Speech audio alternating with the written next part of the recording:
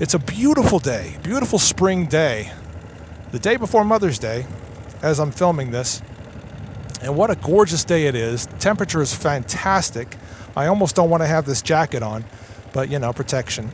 It's been some good riding weather, but I've also been surprisingly busy during this whole, COVID lockdown situation. So even though I'm at home a lot, it seems like I'd have a lot of free time. Not so much at all.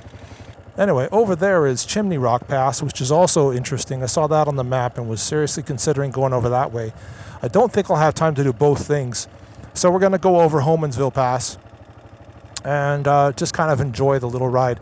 I know my moto videos aren't the most popular of all the videos I make. That doesn't really concern me too much anymore, to be honest. It's nice when you can post a video and get a great response, but you know what's nicer? Doing fun things you truly enjoy. And that's what we're doing today. So let's see how this pass looks. I gotta tell you, I'm always surprised by how much of Utah I have not seen. This little valley here is really gorgeous. This is all part of Cedar Valley. And, sort of the areas, the farming areas surrounding all of that, which is just huge. And this valley right here, I've always seen from way, way off in the distance. I pass it from about, 15, 20 miles north of here. So I don't ever get to see it this close up. This will be my first time actually riding around in these mountains, exploring them up close. Got some trailers pulling what look like horses. Hey, you know what? We just got chickens for the first time. I've been wanting to get chickens for a long time. We finally did. I'm embarrassed to say that I have had one of these sort of build-it-yourself chicken coop kits sitting in my house, like in the box.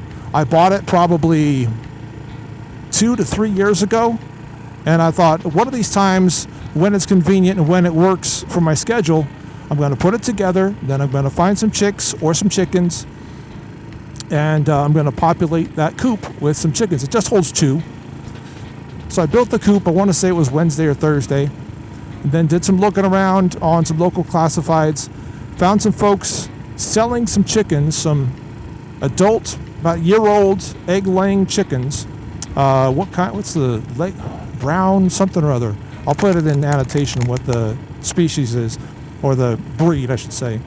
They were all rescued apparently from some sort of a farm or, some big facility that was, using them just to pump out eggs.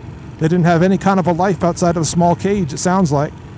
So we thought it'd be fun to grab a couple of those. Hopefully we kind of get them feeling a bit more healthy, ready to pump out some eggs for us.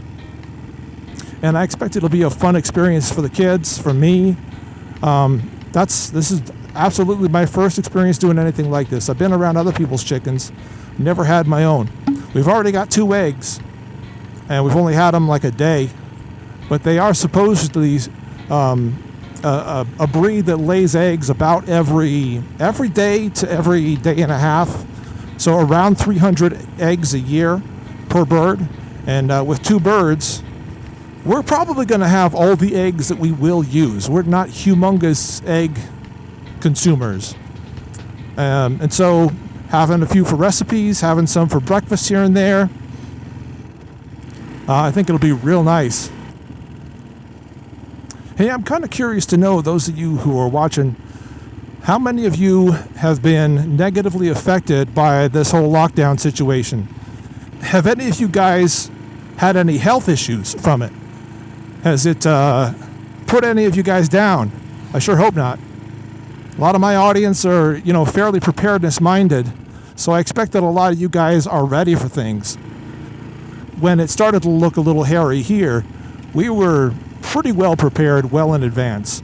And I don't just mean with stuff in our fridge and our pantry and our freezer, and those things are extremely well stocked, but a lot of food storage. So I hope that all of you guys were largely prepared in that regard. But let me know in the comments section how many of you guys have been hit in a really negative way. One of the ways that some people talk about, but maybe not enough, is financially. I actually took a poll of my audience on the community tab, asked everybody, how has this affected you financially? And I was happy to see that more than 60%, I believe it's still more than 60% of those who took the poll, have not been negatively impacted at all by this entire lockdown situation. That's great news. But that means 40% have been affected somewhat. That hurts me, man. That hurts me to think of that. I have to tell you, I'm extremely blessed in that we have not either been sick at all, nor have we seen any real negative effects financially from all this. Work has been very steady, very busy actually, and it's been basically uninterrupted. So as far as my income is concerned, how busy I am, none of that has changed, and I'm very blessed in that regard. But I would like to know, tell me down in the comments if you have been affected in that way. I'd like to know your story. And I have, read some of those stories from those who are willing to comment on that poll. And it breaks my heart, man. I hate to hear that people have lost their jobs, selling important things that are important to them in order to get by, and making, humongous sacrifices in order to keep feeding their families or themselves or keep their homes. It's terrible, terrible, terrible, terrible. So my heart goes out to you guys. Happy to hear your stories down in the comments below. Gotta watch out for this blind curve here. Let's make sure that no OHVs come tearing around this corner thinking they own the road. I've seen some videos about that, man. It freaks me out. Please, riders of all types, share the road.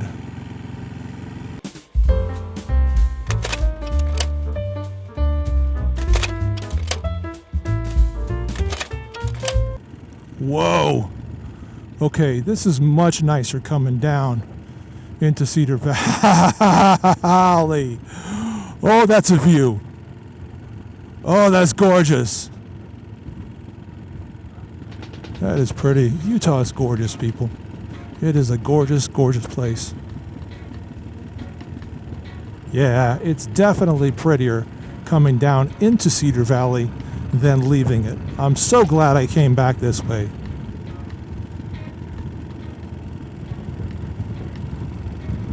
I take roads like this over pavement any day. If my commute was like this, I would ride this bike more often. But, one of the ways that people ride their bikes regularly is by commuting to and from work on them. And I hate my commute on this bike. It's just miserable. So much stop and go, stop and go, stop and go. And yeah, we do have lane filtering now, but most of the roads I ride on, that doesn't apply. So commuting on this KLR sucks. All right, there's the Chimney Rock Pass sign. While I'm on my own right now, I'm going to show you guys, and before I start up this Chimney Rock Pass, let me show you guys what I incorporated in this here tank bag. This is made by Chase Harper USA. Just found it on Amazon. It seemed like a good deal. Attaches magnetically to the bike. It's also got a little buckle that you can use to secure it more thoroughly. I tend to like to just add it magnetically so I can pull it off whenever I feel like it. But I've got a number of things in here. Water, most importantly.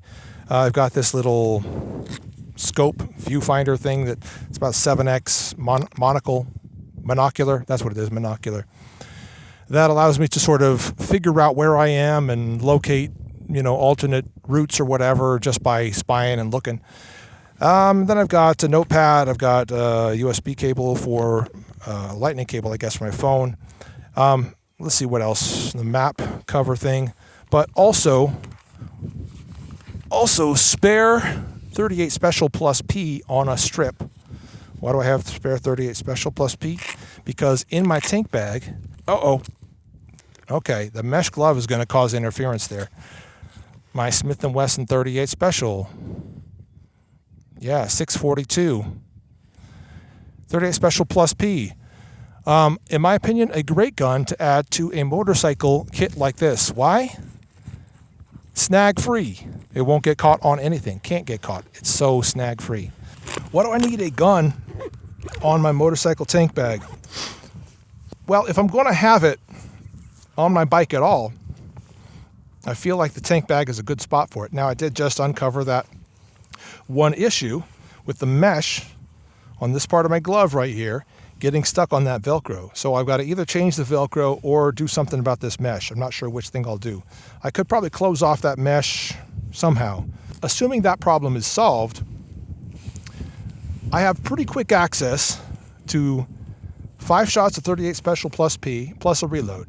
If you're going to carry some kind of a gun on a tank bag, I love the 642 for that option. And also it fits in here perfectly. So maybe that's one reason I think that it's good, because it works with this bag.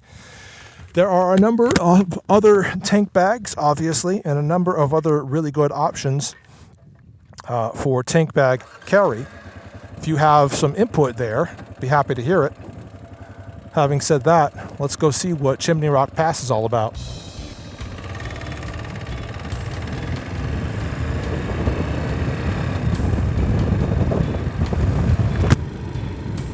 I forgot my mesh butt cushion, so this ride is comfortable, but not as comfortable as it could be.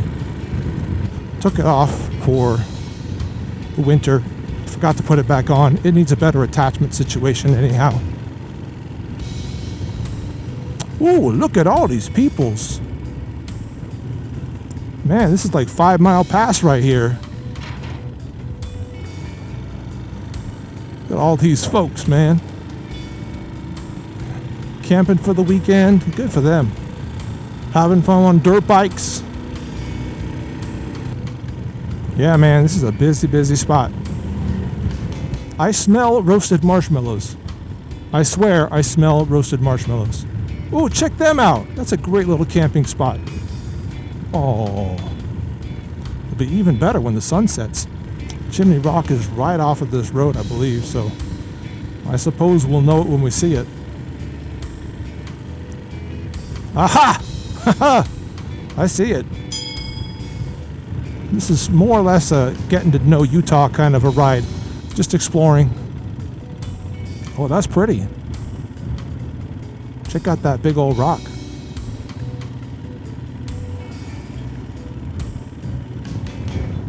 I think I will take a picture.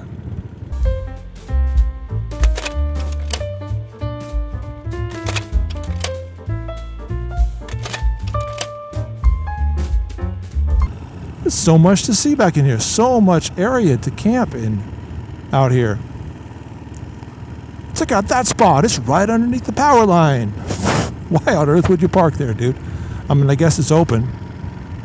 But honestly, you're going to string a hammock up between the power line pillars? Man, imagine that. Oh, I would not like that spot. But that's me. What's this dude doing? He looks like he's setting up to shoot. I assume you cannot shoot out here. There's too many people. Very spacious. A lot of room out here. A lot of room. No tree cover whatsoever, but a lot of space. I don't know about you guys, but I love this kind of weather. About 70 degrees, maybe mid-60s. Just right, just perfect. It feels fantastic. Don't quite need the mesh jacket yet. This is exactly what I'm talking about. I love this type of weather. And riding in it is fantastic. Feels amazing. Those are a couple of very easy roads. Both Holmansville Pass as well as Chimney Rock Pass. Real easy. But kind of scenic and kind of fun. And again, if you guys enjoy these riding videos, by all means, hit that thumbs up. Share with your friends if you think it's worth sharing. Like and subscribe, blah, blah, blah, blah, blah. And say something down in the comments section. Happy to hear your thoughts on bikes, on riding, on outdoors, on COVID, on any of that stuff that we've talked about today. And I don't know, have a nice day. Farewell.